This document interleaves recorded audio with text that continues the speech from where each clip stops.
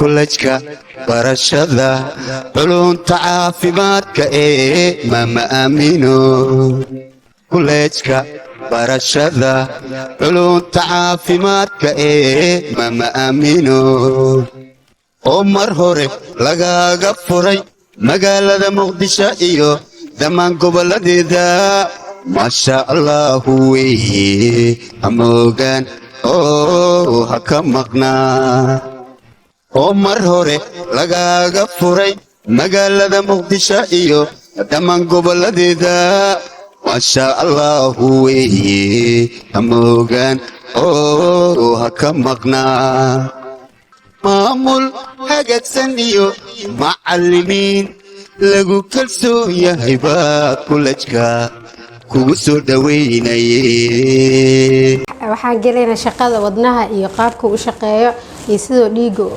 uu soo galay iyo sidoo uu uga baxo sharxi doonaa wadnaha waa xubin muruqley ah kaasoo ka samaysan cardiac muscle waana wuxuuna ka mid yahay involuntary oo ah wax murqaha aan la maamuli karin wadnuhu wuxuu leeyahay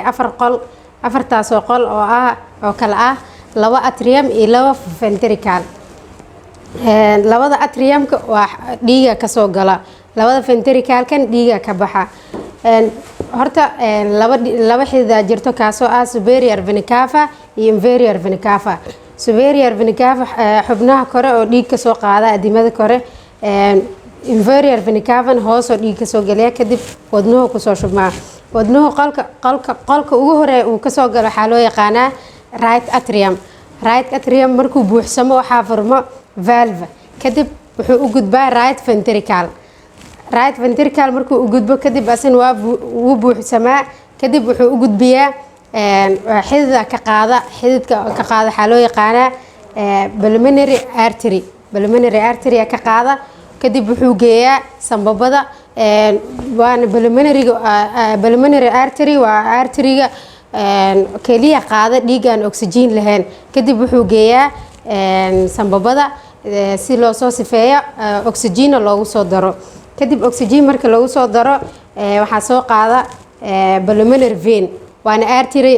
veinka kaliya ee qaada dhiig oxygen leh wuxuuna ku soo shubaa left atrium markuu soo shubmo wuu buuxsamaa wuxuu u gudbaa left ventricle kaasna wuu buuxsamaa kadib wuu istuujiyaa wuxuu u firdhiyaa jirka intiisa kale wadnaha shaqadiisa iyo sida u kala qaybsamo intaas waay amaasantiin mama amino college masadkeedu waa itusoo itabsi